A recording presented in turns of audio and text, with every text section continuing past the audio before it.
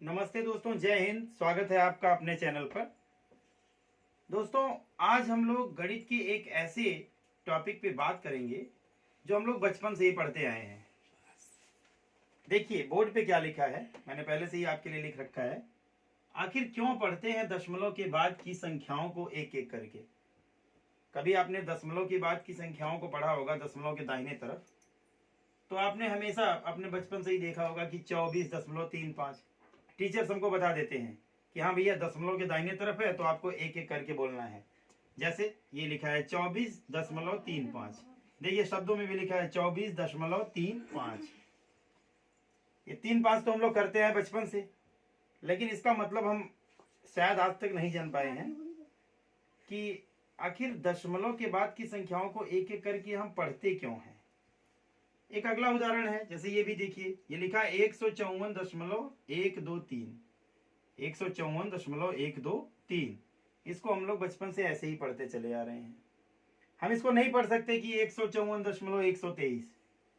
लिखा तो ये भी 123 है, लेकिन क्योंकि दशमलव के दाहिने तरफ है तो इसको हम लोग 123 नहीं पढ़ते। इसे तो आप 24 पढ़ सकते हो, लेकिन इसे 35 नहीं पढ़ सकते। समस्या तो है। अब आप में से कितने लोग ऐसे हैं, कमेंट करके मुझे बताइएगा, जो इसे पहले से ही जानते हैं कि आखिर क्यों दशमलव के बाद की संख्याओं को एक एक करके पढ़ते हैं। आइए दोस्तों, अब समय आ गया है कि हम जान लें कि दशमलव के दाहिने तरफ की संख्याओं को हम लोग एक एक करके आखिर क्यों पढ़ते हैं। दोस्तों, मुझे आप बताइए, अगर मैंने यहां पे 35 लिखा है, 35, इसको आप लोग 35 पढ़ते हो, तो इस 35 का अर्थ ये होता है कि 5 इकाई और 3 दहाई।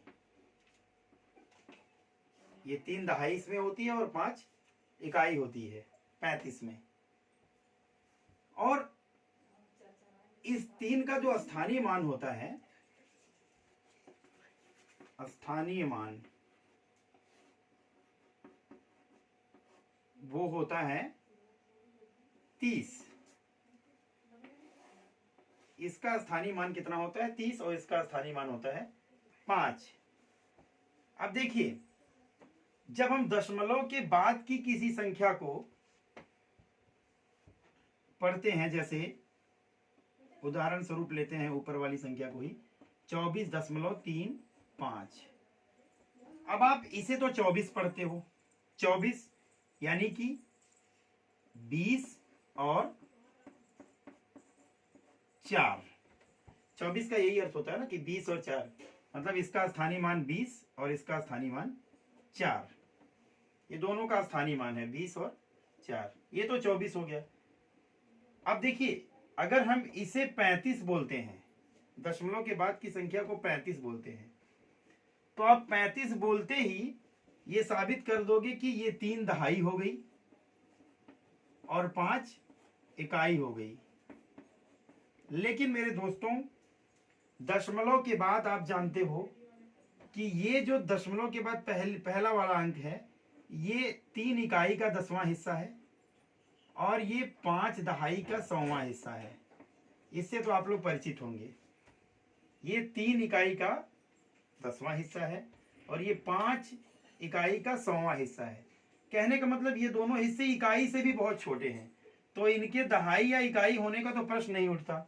इसलिए हमारे दोनों ये बातें जो हमने मान ली थी, जब आप इसको 35 बोलते हो ना, तो ये 3 दहाई और 5 इकाई हो जाता है, जबकि ये दहाई इकाई है ही नहीं। ये तो दशांश और शतांश है, यानी कि 10वां हिस्सा और 100वां हिस्सा। ये इकाई का 10वां हिस्सा है, ये इकाई का 100वां हिस्सा है। इसमें ना तो कोई इकाई है और न ही कोई दहाई। अब देखिए,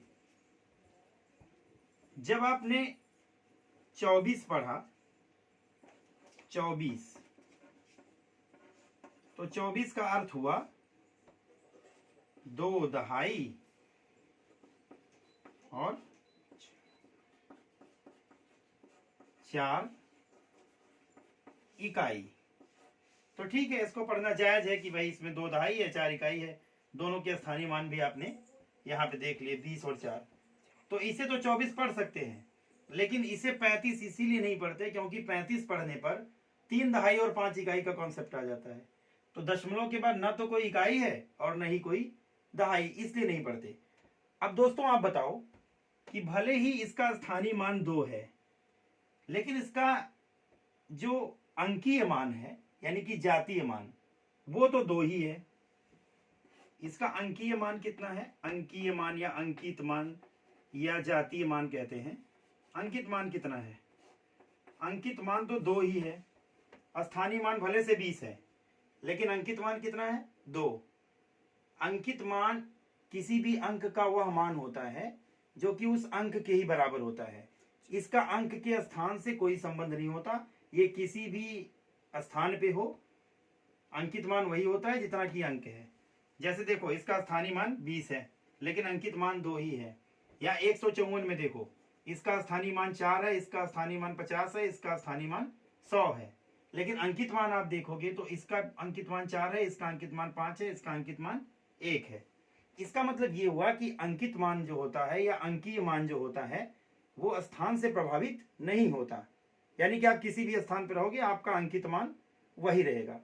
तो इसीलिए दशमलव के बाद की संख्याओं को हम उनके अंकीय मान के हिसाब से पढ़ते हैं, क्योंकि यहाँ जो स्थानीय मान वाला प्रदूषण है वो उसको प्रभावित नहीं कर पाता। जब हम अंकित मान में बोलते हैं या उसके आंकिक मान को बोलते हैं, जैसे 1 2 3, 154.123, जब हम 1 2 3 बोलते हैं तो हम केवल इसके अंकित मान को बोलते हैं, और अंकित मान जो है वो स्थानीय मान से अलग होता है।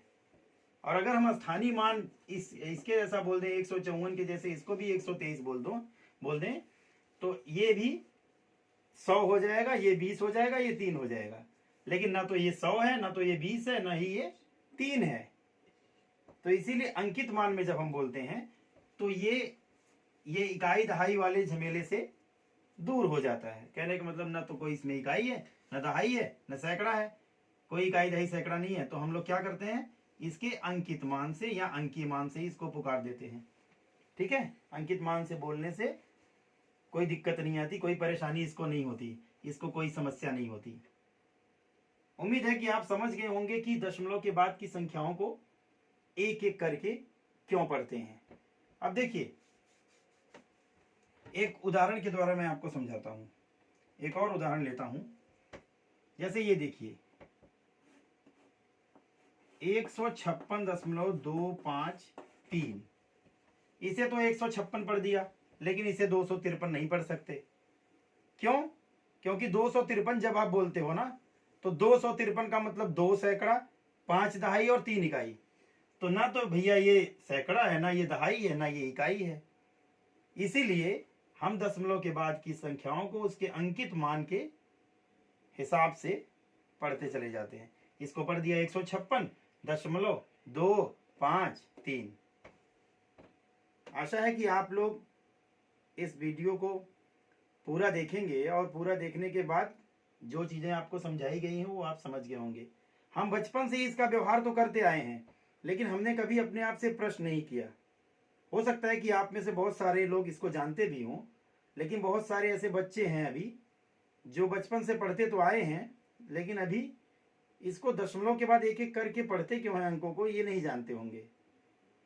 आशा है कि आप जो ये वीडियो देख रहे हैं और ये वीडियो देखने के बाद आपने समझ लिया होगा, तो आप अपने बच्चों को या दूसरों को ये जानकारी शेयर करेंगे। अगर आपको ये जानकारी अच्छी लगी हो तो वीडियो को लाइक करें और कमेंट करें, और मेरे चैनल को सब्सक्राइब करें दोस्तों। धन्यवाद।